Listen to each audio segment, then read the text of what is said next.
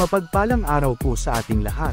Ngayon ay magbibigay po ako ng panibagong update sa pag-renew ng lisensya na kung saan ay patuloy na ipinapatupad ng LTO, ang pag-actual exam para sa CDE validation exam na pangunahing requirement sa pag-renew ng lisensya dahil marami na po akong kasamahan na nagsadya sa LTO na sila ay paulit-ulit na nakapag-take ng exam sa dahilang hindi nila ito maipasa. Dahil di po sila nag-review bagamat basic nga lang ang exam na ito ay bakit di pa rin maipasa. Kaya hinihikayat ko kayo na panoorin ang mga video na kagaya ng mga ito, dahil ito po ay makakatulong ng malaki sa inyo para sa pag-exam nyo ng actual computerized exam sa LTO. Mabuti na po yun lagi tayong handa pag tayo ay pupunta sa LTO para mag-renew upang tayo ay hindi na maabala. Kaya ang channel na ito ay narito para patuloy na magbahagi sa inyo ng mga bagong tanong at kasagutan na lumalabas sa CDE validation exam sa LTMS portal ng LTO. Panoorin nyo lang po ang mga video na tungkol sa CDE exam ay natitiyak ko kung makakapasa kayo sa examination. Mapapansin nyo na 80% ang passing score kaya dapat makakuha tayo ng 20 tamang sagot sa 25 na katanungan para makapasa tayo sa examination. Isa, ano ang kahulugan ng warning na ito? A. Paparating sa bawal mag-overtake na daan. B. Isang direksyon lamang. C. Salubungan ang daloy ng trapiko. Tamang sagot, C. Salubungan ang daloy ng trapiko. 2. Ano ang maaaring traffic violation ng isang driver na nag-overtake sa isang interseksyon na may isang lane lamang papunta sa iisang direksyon? A. Pag-overtake sa isang interseksyon. B. Obstruction. C. Pagbalewala sa sinyas trapiko. Tamang sagot, A. Pag-overtake sa isang interseksyon. 3. Ano ang una mong dapat gawin kung ikaw ay nakaranas ng tire blowout? Huwag tapakan ng preno, at mag-focus sa manibela. Agad na tapakan ng brakes upang maiwasan ang pagbangga sa mga sasakyan na nasa iyong harapan. Patayin ang makina. Tamang sagot, huwag tapakan ng preno, at mag-focus sa manibela. 4. Ilang pulgada maaaring maglagay ng telephono mula sa dashboard ng sasakyan? 2 pulgada, 4 na pulgada, 6 na pulgada. Tamang sagot, 4 na pulgada. 5. Ano ang kahulugan ng kulay pulang bangkita? A. Bawal pumarada dito. B. Bawal magsakay o magbaba dito. C. Paradahan ng mga gagarahe. Tamang sagot, B. Bawal magsakay o magbaba dito.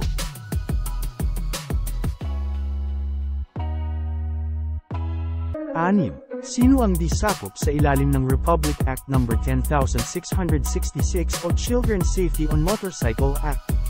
Mga batang papasok sa paaralan. Mga batang nangangailangan ng agarang atensyong medikal. Lahat ng nabanggit. Tamang sagot, mga batang nangangailangan ng agarang atensyong medikal. 7. Sa interseksyon, ano ang iyong gagawin kung may sumusunod sa iyong sasakyang pang-emergency? A. Huminto. B. Tumawid sa interseksyon muna bago magbigay ng daan. C. Kumaway sa sasakyang pang-emergency at sabihan na maghintay. Tamang sagot, B. Tumawid sa interseksyon muna bago magbigay ng daan. 8. Ano ang kahulugan ng kulay dilaw na bangkita? A. Bawal pumarada dito. B. Bawal magsakay o magbaba dito. C. Paradahan ng mga gagarahe.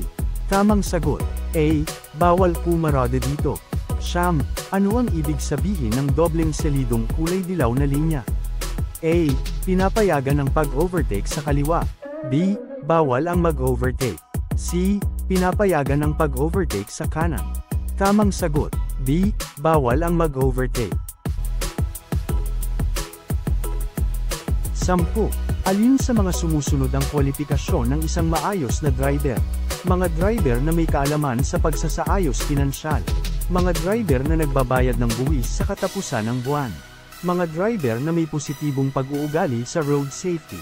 Tamang sagot, mga driver na may positibong pag-uugali sa road safety. 11. Maaaring isuspinde ang rehistro ng sasakyan kung ang sasakyan ay masyadong magaan upang makatawid sa mga pampublikong daan. Ang sasakyan ay hindi pangharap na pagmamaneho. Ang sasakyan ay makakasira sa pampublikong kalsada. Tamang sagot, ang sasakyan ay makakasira sa pampublikong kalsada.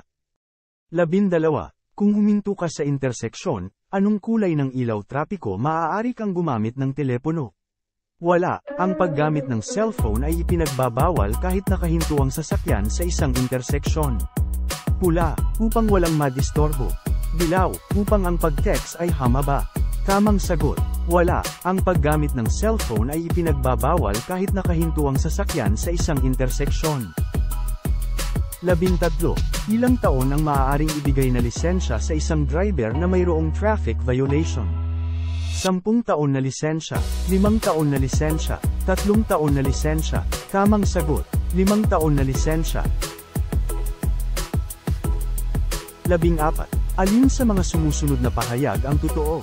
Ang isang may hawak ng DL na may awtoridad na magmaneho ng manual transmission, MT, ay hindi pinapayagan na magmaneho ng mga sasakyan na automatic transmission, AT. Ang driver na may hawak na lisensya para sa automatic na sasakyan ay pwedeng magmaneho ng sasakyang manual.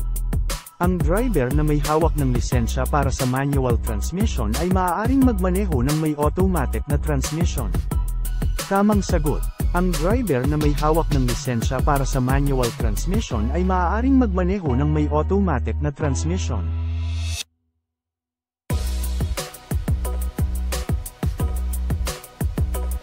15. Ang isang fabricated na kompartimentong nalagayan sa likod ng upuan ng motorsiklo na itinuturing na isang aksesorya ng motorsiklo, top box. Customized top box. Saddlebags, box. Tamang sagot, customized top box. 16. Sa normal na traffic violation, sino ang maaaring kumumpiska ng lisensya? Ang mga ahente o enforcer lamang na itinalaga ng LTO.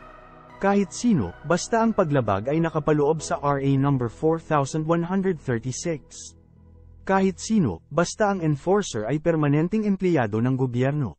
Tamang sagot, ang mga ahente o enforcer lamang na itinalaga ng LTO. 17. Alin sa mga sumusunod ang kwalifikasyon ng isang maayos na driver? Mga driver na marunong gumamit ng clutch at preno habang nagmamaneho. Mga driver na may kaalaman sa pagmintina ng sasakyan. Mga driver na nagpapatuloy sa pagbiyahe kahit na flat ang gulong para maiwasang ma-impound. Tamang sagot, mga driver na may kaalaman sa pagmintina ng sasakyan.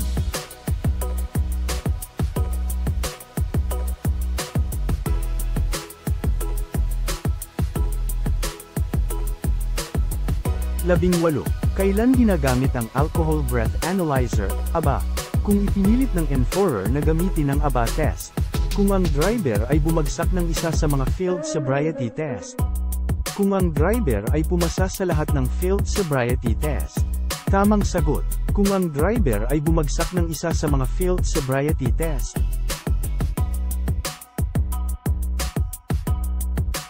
19.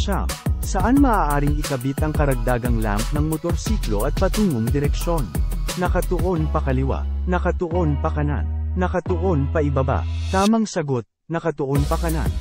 20. Alin sa mga ito ang layunin ng pagkolekta ng Motor Vehicle Users Wage, MVUC, dagdag pondo para sa mga nagbabantay sa weighing scale? Para pondohan ang sahod ng mga traffic enforcers. Para pondohan at maiwasan ang pagkasira ng mga kalsada. Tamang sagot, para pondohan at maiwasan ang pagkasira ng mga kalsada.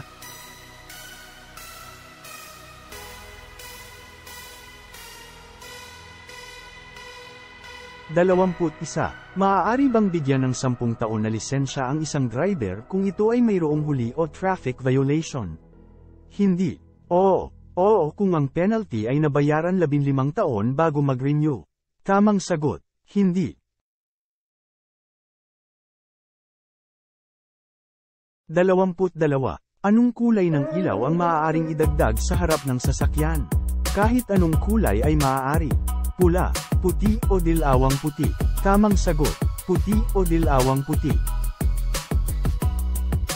23. Ano ang ibig sabihin ng sinyas kamay na ito? A. Kakanan. B. Kakaliwa. C. Hihinto. Tamang sagot, B. Kakaliwa. 24. Saan madalas makita ang mga ganitong sinyas trapiko? A. Sa riles ng tren. B. Sa poste na tawiran ng tao. C. Sa lugar paaralan. Tamang sagot. B. Sa poste na tawiran ng tao. 25. Ano ang ipinagbabawal dito? A. Bawal ang sasakyang 2 metro ang taas. B. Bawal ang sasakyan na sobra sa 2 tonelada ang ehe. C. Bawal ang sasakyan na may 2 metro ang luwang. Tamang sagot. B. Bawal ang sasakyan na sobra sa 2 tonelada ang ehe. Mat sa panunood, pa-subscribe po at panoorin ang kasunod na video.